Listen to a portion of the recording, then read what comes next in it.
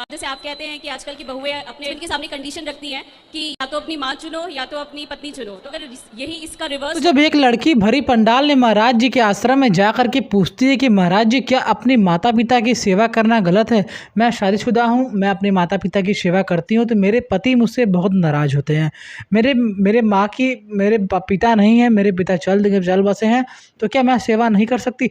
तब देखिए इस पर महाराज जी ने क्या कहा। अगर आप लोग के परिवार से भी कोई ऐसा सिचुएशन है तो इस वीडियो को शेयर, वीडियो को लाइक और चैनल को सब्सक्राइब जरूर किया करिए।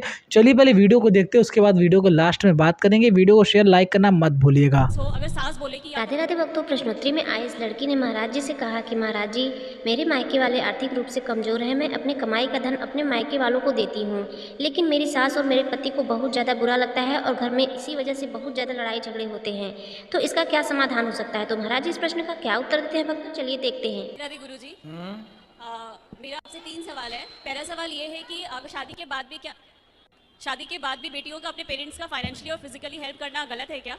मदद तो सबकी करनी चाहिए। मतलब जैसे अगर पेरेंट्स को ज़रूरत हो हाँ तो करना, मदद तो सबको सबकी करनी चाहिए। लेकिन जैसे आजकल के हस्बैंड लोग हैं वो मना करते हैं, कहते हैं कि अब तुम्हारी शादी हो गई है तो तुम अपने पेरेंट्स के लिए कुछ नहीं कर सकती हो, तो फिर उन्हें इस चीज़ को कैसे समझाया जाए? क्या मदद करती थी आप अपने पेरेंट्स की, क्या मदद करते हैं अभी? मतलब जैसे कि फाइनेंशियली भी अगर कभी जरूरत पड़े उनको, या फिर फिजिकली उनकी तबीयत खराब है कुछ और उन्हें तो जरूरत आपके है। भाई हैं? भाई है, लेकिन भाई का आजकल तो आप जान ही रहे हैं, सब शादी होने के बाद थोड़ा एटीट्यूड चेंज हो जाता है, तो बेटियां अगर रिस्पॉन्सिबिलिटी लें वो ठीक तो है, आपकी रिस्पॉन्सिबिलिटी ठीक है, पर वो काम भाई का है। माता पिता को, अपने बच्चों को, इसलिए हम कहते हैं पूरी जमीन जायदाद नहीं देना चाहिए, अपने लिए बचा के रखना चाहिए। आपके पति का आप पर इस बात के लिए गुस्सा होना भी इस बात के लिए कुछ समझने की कोशिश करना। यदि पति की कमाई आप अपने पिता को दे दें, आप अपनी दें, तो समझ में भी आता है। पति की नहीं, अपनी कमाई। हाँ, तो उतनी जितनी ज़रूरत है उनको। अधिक यदि बेटी अपना सारा पैसा अपने माँ बाप को देगी तो कोई भी पति गुस्सा करेगा। भाई जब उनके पास उनका बेटा है कमाने के लिए, इसलिए कहते हैं बेटी तब सपोर्ट करे जब भाई ना हो। भाई ना हो तो आपका सपोर्ट करना जायज़ है। अब आप पिता को सपोर्ट करती हैं, करना भी चाहिए, लेकिन उससे आपके रिश्ते बिगड़ रहे हैं कि नहीं? तो क्या ये सही है? क्या ये समझदारी है? फिर एक पक्ष रह जाएगा, बाप और माँ तो रह जाएगी, पति पक्ष समाप्त हो जाएगा। नहीं सर, मतलब गुरुजी फाइनेंशियली तो चलिए ठीक है, लेकिन जैसे फिजिकली भी है, पेरेंट्स को जरूरत है, आज उनकी तबीयत खराब है। मैं आपको फॉर एग्जांपल बताती हूँ, कोरोना टाइम में मेरे पापा एक्सपायर हो गए, उनकी तबीयत ठीक नहीं थी और मेरी सिस्टर भी हॉस्पिटलाइज थी, और सिर्फ मैं अपने हस्बैंड के पास थी और मेरी मदर मेरे फादर के पास थी। तो उस टाइम पे मेरे पति ने मुझे जाने नहीं दिया, बोला कि मतलब इतनी इनह्यूमैनिटी दिखाई है कि मुझे जाने ही नहीं दिया गया वहाँ पे। नहीं, वो और तो मैंने गलत अपने है। दोनों लोग खो दिए। शायद मैं अगर गई होती, मुझे वो बार बार रिग्रेट रहता है कि शायद अगर मैं गई होती तो मैं किसी न किसी को बचा लेती, किसी न किसी की कुछ हेल्प तो कर ही वो कौन देती। थे जो भर्ती थे उस समय, जो गए? मेरे पापा और मेरी सिस्टर। अच्छा, तो आपके पिताजी अब नहीं है? नहीं, और आपकी बहन भी नहीं है? उसकी बेटी ये है अच्छा, तो ऐसे हाल में तो जाना आना चाहिए, ऐसे हाल में मदद करनी चाहिए, आर्थिक मदद भी कर सकते हैं। गुरुजी, मैं ये बस ये जानना चाहती हूँ कि इस तरीके से फिर रिलेशन अपने हस्बैंड के साथ भी आप कितना, मतलब आप अंदर से आपको स्ट्रांग नहीं लगता है ना, आप उसके साथ रहना भी आपको अच्छा नहीं लगेगा। तो आपके पति को यदि आप लाते तो हम उनका भी एक पक्ष समझते हैं, फिर निर्णय तक बन पहुंचते हैं। वो क्या चाहते हैं आपसे। अभी तो आपका पक्ष हमने सुना, तो आपका पक्ष सुनने से आप सही लग रही हैं।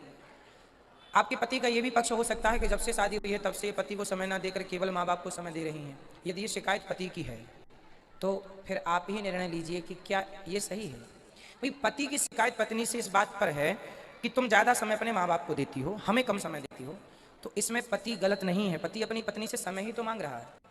परंतु यदि आपका पति, वैसे देखो दामाद को भी अपने सास ससुर को अपने माँ बाप की तरह रखना चाहिए, समझदारी तो ये कहती है, परंतु आपको समझदारी का ये परिचय देना है कि आपको अभी अपने पति के साथ रहना है और पति के साथ रिश्ते नहीं बिगाड़ने, जीवन उन्हीं के साथ गुजरना है। माँ बाप ने तो आपका कन्यादान कर दिया है, जिम्मेदारी होती है हर बेटी की, निभाना भी चाहिए, पर उस चक्कर में कहीं पति ना चला जाए, कल को आरोप लगा देगा कि जाओ फिर अपने माँ के पास रहो, बाप के पास रहो। फिर इसलिए बेटा दोनों को बैलेंस करके चलो। तराजू के दोनों पलड़े यदि बराबर होते हैं ना तो हिसाब होता है। यूं पलड़ा हुआ तो हिसाब किताब गड़बड़ है, यूं होना चाहिए, बैलेंस बनाओ। यदि आपकी गलती है उसे एक्सेप्ट कर लो, स्वीकार कर लो। गलती नहीं है तो पति को लेके आना, मैं ऐसे समझाऊंगा कि वो आपके माँ बाप को माँ बाप की तरह ही रखेगा, खुद के माँ बाप की तरह रखेगा, मैं समझा दूंगा।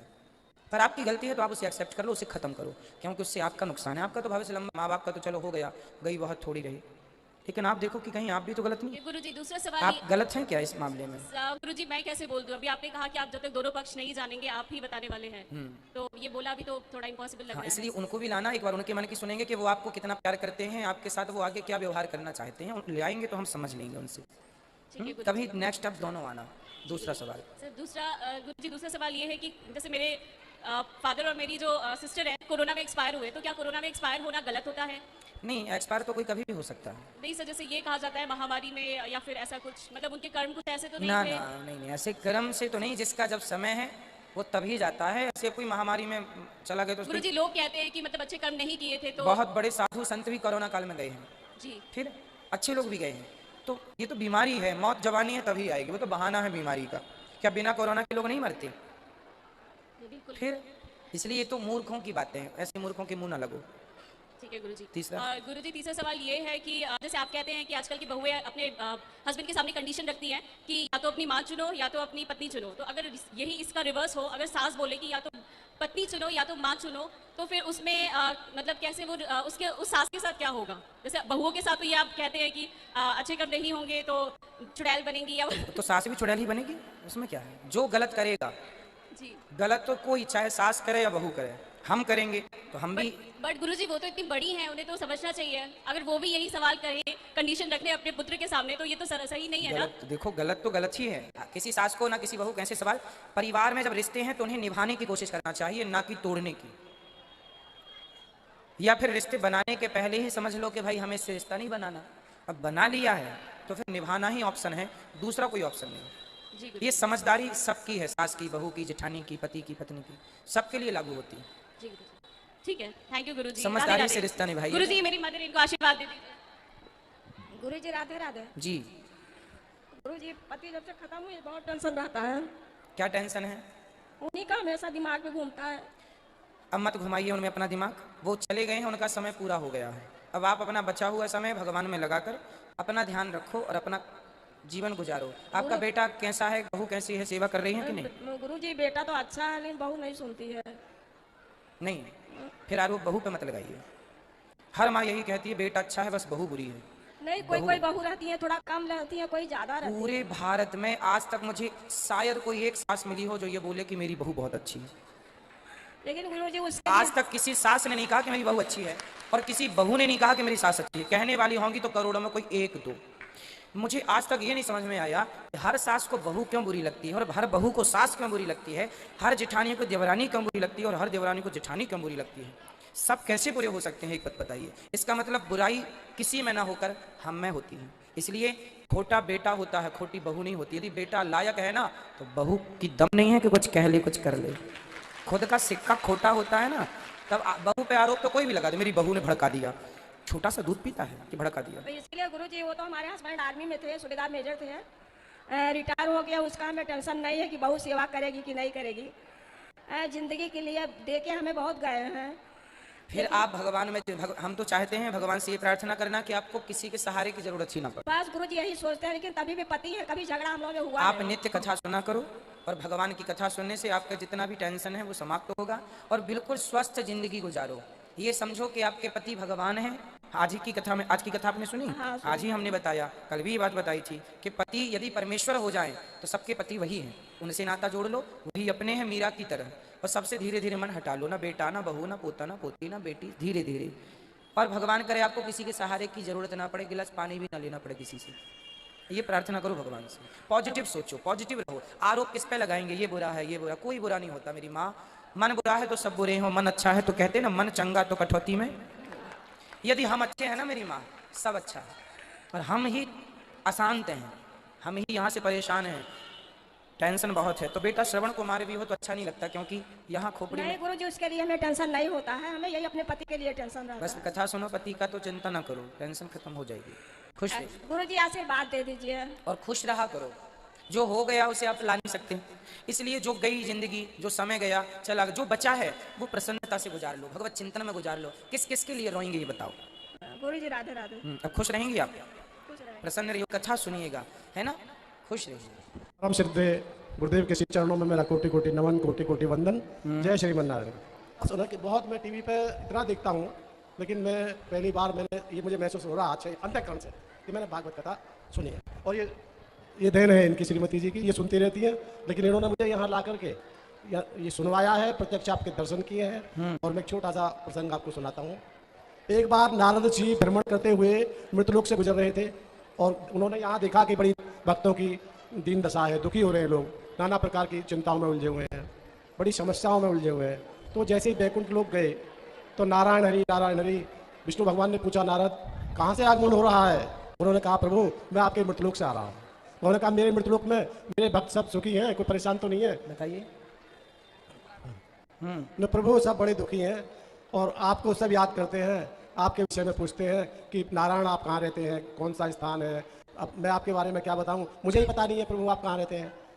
तो उन्होंने जो उत्तर दिया नारद जी को वो ये है कि नारद सुनो, ना अहम वसामि बैकुंठे योगी नाम हृदय में भक्तम यत्र गायंती तत्र तिष्ठामि नारद है। वाह, सुंदर। हे नारद, ना तो मैं सदैव भक्त, ना मैं बैकुंठ में निवास करता हूँ कि हमेशा बैकुंठ में रहता हूँ, ना अहम वसामि बैकुंठे योगी नाम हृदय में, ना मैं संत मुनि इनके हृदय में हमेशा रहता हूँ। हाँ, मेरे भक्तजन एकत्रित होकर जहाँ मेरे हरि नाम का संकीर्तन करते हैं, जहाँ श्रीमद् भागवत की कथा होती है, वहाँ मैं लक्ष्मी जी सहित अवश्य विराजमान रहता हूँ। यही सनातन सत्य है।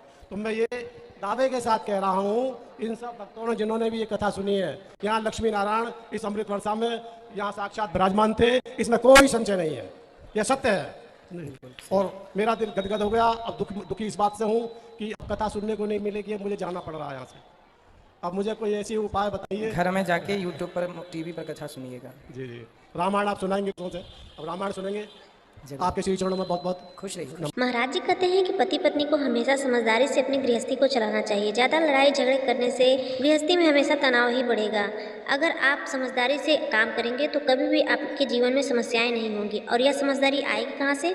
सिर्फ कथा सुनने से। अगर आप कथा सुनेंगे तो आपकी हर एक समस्या का समाधान वहीं से मिलेगा और आपको कभी भी कहीं भटकना नहीं पड़ेगा। भक्तों, आज की प्रश्नोत्तरी आपको कैसी लगी?